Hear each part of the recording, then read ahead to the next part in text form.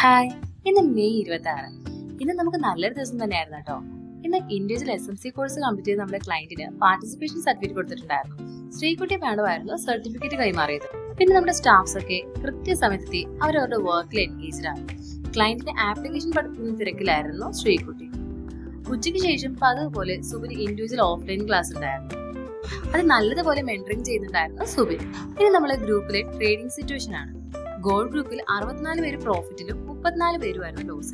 ഫോറക്സിൽ 48 പേര് പ്രോഫിറ്റിലും 7 പേരുമായിരുന്നു ലോസ്. അത്യാവശ്യം നല്ല റിസൾട്ട് തന്നെയായിരുന്നു കിട്ടിയിട്ടുണ്ടായിരുന്നത്.